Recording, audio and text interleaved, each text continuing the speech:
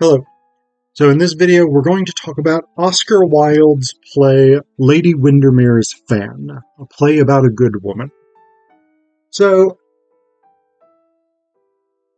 Wilde was part of a group called the Aesthetics. He was part of the aesthetic movement, which valued beauty, valued art, rather than social conventions, morality, the importance of, social cohesion, these kinds of things. Those simply weren't that important to the aesthetes. Instead, beauty, art, cleverness, being very elegant, being very sophisticated, being very witty, urbane, these kinds of things were high values for the aesthetes. And Wilde was one of the best at it. He was one of the top people in the aesthetic movement. He basically tried to live his life as a work of art.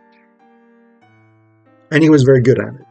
Now, the reason that I mention all of this is because Lady Windermere's Fan is very much an aesthete's play. It is a decadent play.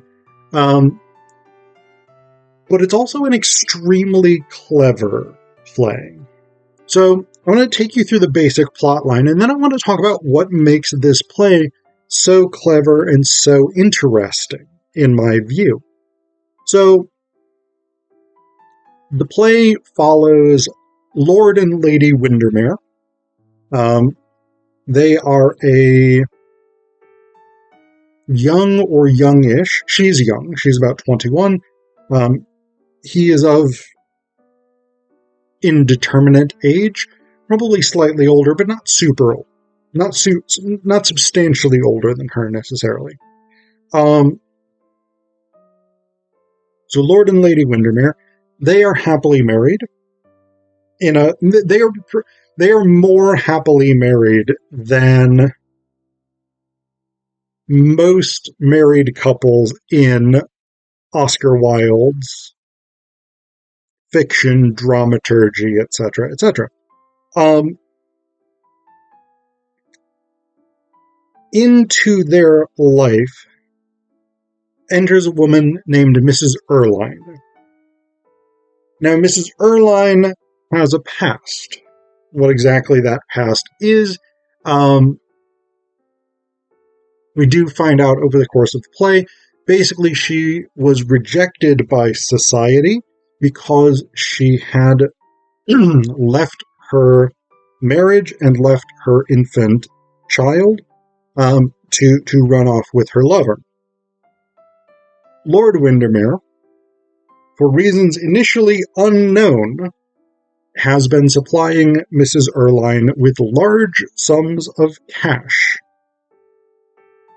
Why he has done this is the subject of much speculation. And while Lady Windermere is initially quite reluctant to believe that anything inappropriate is going on between her husband and Mrs. Erline, she is brought around to that way of thinking. While that is happening, Lord Darlington is pursuing Mrs. Erline, but she is very much, she is a self-declared Puritan. She is unwilling to have an affair with Lord Darlington, and so he basically says, if I am rejected, I am going to leave England forever, because my heart is broken, etc., etc. Now, it just so happens that it is Lady Windermere's birthday, and so she is giving a ball. Lord Windermere insists that she invite Mrs. Erline, to which Lady Windermere says, no thank you. However, Lord Windermere proceeds to invite Mrs. Erline against her wishes, and Lady Windermere basically says, if you invite that woman into my house, I will publicly shame her. I will smack her in the face and be generally rude to her. Lord Windermere requests repeatedly that she not do this thing, that she in fact receive Mrs. Erline gracefully. There's disagreement about whether or not this is going to happen. At the ball, when Mrs. Erline does in fact show up, Lady Windermere does not slap her in the face, but she is quite cold to her.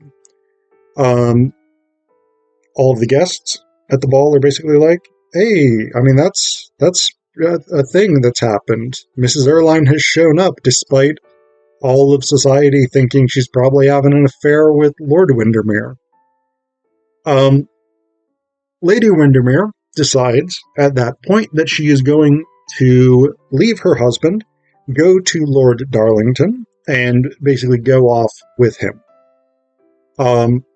She makes plans to do this. She leaves her husband a letter. The letter is found by Mrs. Erline, who reads it, and then basically concocts a scheme to get Lord Windermere out of the way, get Lord Darlington to take him to their club, so that neither of them will realize that Lady Windermere has gone to Lord Darlington's house, and Mrs. Erline goes herself to pursue Lady Windermere and get her to come back home. They have a lengthy exchange in these very melodramatic terms in which Mrs. Erline basically implores Lady Windermere to go back home to her husband, whom she loves.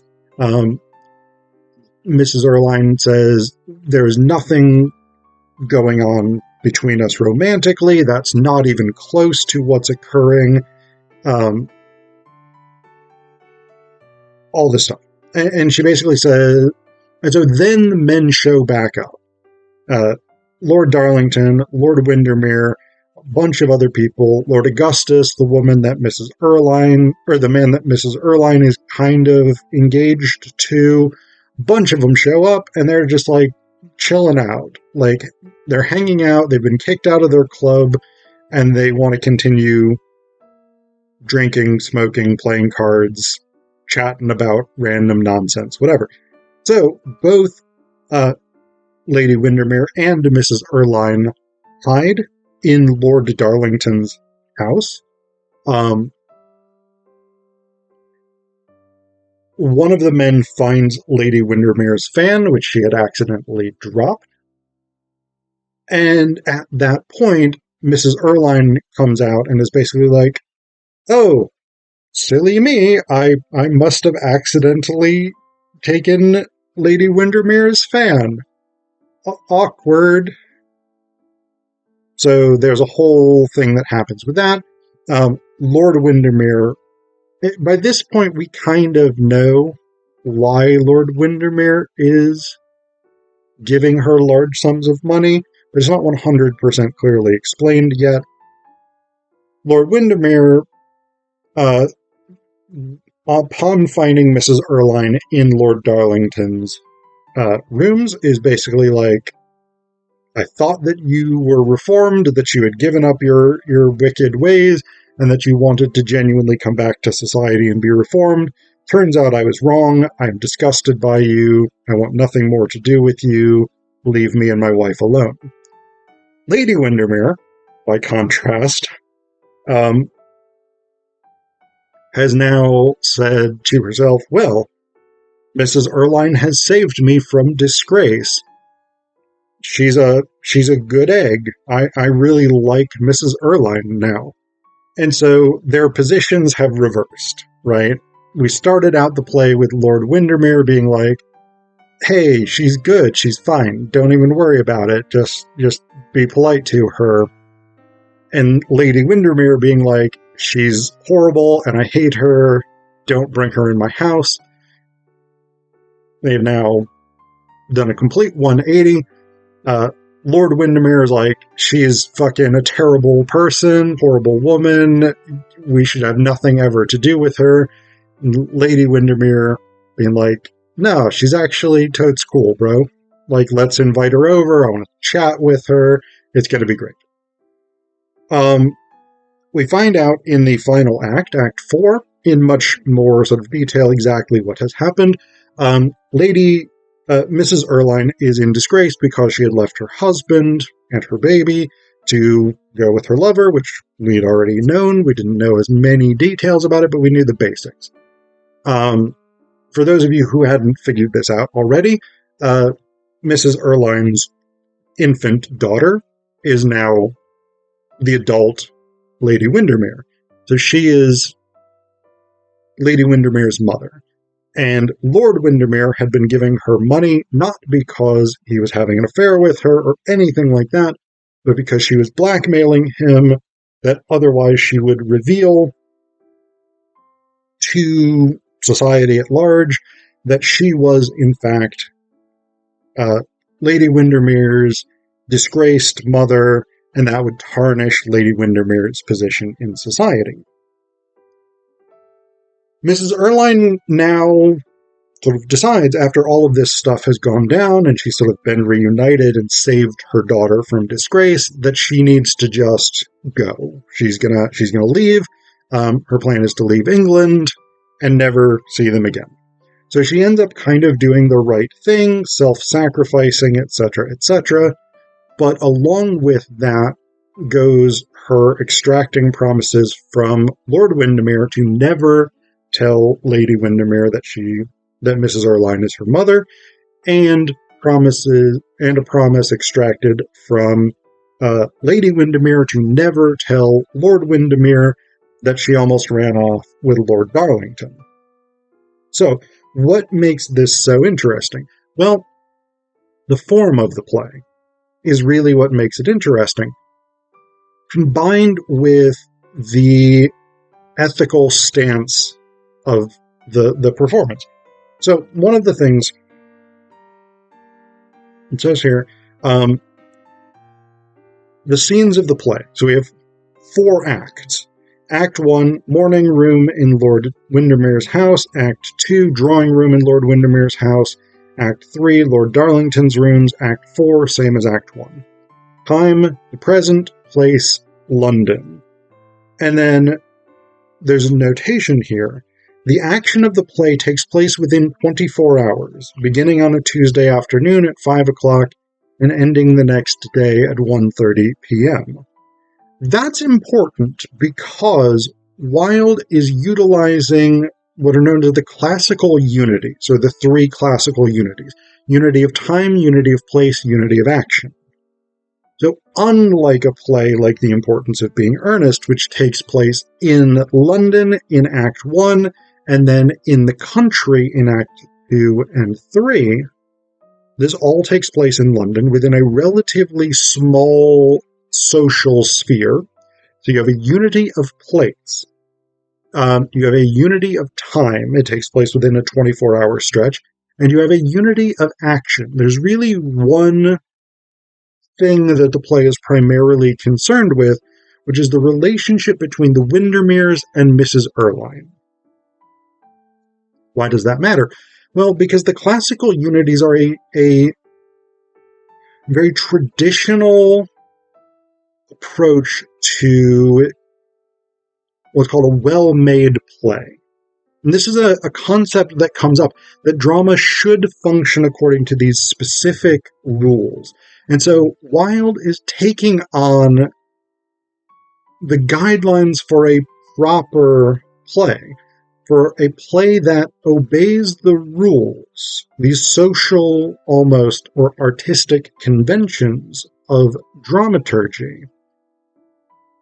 He also is engaged in melodrama at different portions, in different portions of this. So,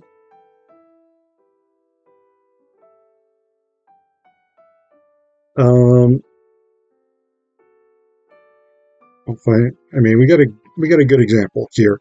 When Mrs. Erline confronts Lady Windermere in Act 3, when Lady Windermere has gone to Lord Darlington's house to abscond with him, we have this extremely melodramatic scene, and I'm just going to read you a bit of it. Just Mrs. Erline's sort of big climactic speech. And keep in mind that melodrama tends to involve a sort of hyperbolic approach to emotion. Everything has to be big and grandiose. Oh, this is the greatest passion that's ever been felt. I am tormented. All of these things. And it is this overblown language. So this is her sort of climactic speech. Believe what you choose about me. I'm not worth a moment's sorrow, but don't spoil your beautiful young life on my account. You don't know what may be in store for you unless you leave this house at once. You don't know what it is to fall into the pit, to be despised, mocked, abandoned, sneered at, to be an outcast. To find the door shut against one, to have to creep in by hideous byways, afraid every moment lest the mask should be stripped from one's face, and all the while to hear the laughter, the horrible laughter of the world, a thing more tragic than all the tears the world has ever shed. You don't know what it is. One pays for one's sin, and then one pays again, and all one's life one pays. You must never know that. As for me, if suffering be an expiation, then at this moment I have expiated all my faults, whatever they have been. For tonight you have made a heart in one who had it not, made it and broken it. But let that pass. I may have wrecked my own life, but I will not let you wreck yours. You are a mere girl. You would be lost. You haven't got the kind of brains that enable a woman to get back. You have neither the wit nor the courage. You couldn't stand dishonor. No, go back, Lady Windermere, to the husband who loves you, whom you love. You have a child, Lady Windermere. Go back to that child who, even now, in pain or in joy, may be calling to you. Lady Windermere rises. God gave you that child. He will require from you that you make his life fine, that you watch over him. What answer will you make to God if his life is ruined through you? Back to your house, Lady Windermere. Your husband loves you. He has never swerved for a moment from the love he bears you. But even if he had 1,000 loves, you must stay with your child. If he was harsh to you, you must stay with your child. If he ill-treated you, you must stay with your child. If he abandoned you, your place is with your child. Now, there's a lot of problematic stuff to that. Really, really questionable from a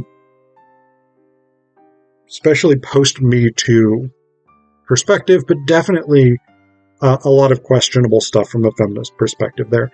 But what I'm really interested in this video is, again, this melodramatic approach, right? Because melodrama has recognizable conventions, and on the Victorian stage, melodrama was king. Melodrama was what the majority of plays at the time would have been, and people would have expected melodramatic conventions to go along with this melodramatic language. And among those conventions would be things like a moral happy ending, in which good characters are rewarded and bad characters are punished. They would have expected a play that runs on a thematic of a lost or separated family to involve a reconciliation of that family. They would have expected that all of the deceptions be laid bare at the end, right? That Lord Windermere tells his secret, Lady Windermere tells her secret, and they reconcile, forming a stronger, happier union. So, and that would be very conventional. So the classical unities and the melodramatic structure both suggest a general movement toward a particular moralistic ending. But Wilde does not give us that. Again, this is an aesthete's play. This is a decadent play. This is a play in which the happy ending is that everybody gets to keep their secrets. They essentially get to keep deceiving one another, and they live happily ever after because of it. Mrs. Erlynne and Lady Windermere are not reunited as a happy family. The happy ending is that Mrs. Erlynne gets to marry Lord Augustus, the guy she wants to marry, and she takes him off out of England, and they're separated forever. So again, it is very much a play that challenges these conventional ideas about morality and about what a play should do. The other thing that I do want to mention very quickly about Lady Windermere's Fan, this gives us tons and tons and tons and tons of Wilde's most famous quotable epigraphs. So I'm looking at just 2 pages here, and we got 4 things that I've seen quoted in memes, on t-shirts. This past summer, I stayed at a place called the Wilde Apart Hotels. They had Oscar Wilde quotes all over the place. These are the kinds of things that Wilde is famous for having said. So from these 2 pages, we get 4 of them. This is one of his most famous lines. "We're all in the gutter, but some of us are looking at the stars." That's Lord Darlington. A little bit further down, we have a character named Dumby, who's this sort of vapid sort of aging socialite, I guess. And he says, "In this world, there are only 2 tragedies. One is not getting what one wants, and the other is getting it." A little bit later, we have an interaction between Cecil Graham. So he doesn't really matter to the play. He's just another dude who's there, and Lord Darlington. Cecil asks, "What is a cynic?" And Lord Darlington says, "A man who knows the price of everything and the value of nothing." And then we get another quotable Dumby quote, "Experience is the name everyone gives to their mistakes." And this is one of the cool things about Wilde, is he is one of those authors who you can take so many of the brilliant things that he writes completely out of their original context, and they're still great quotes, great sentiments. Especially the one like, "We are all in the gutter, but some of us are looking at the stars."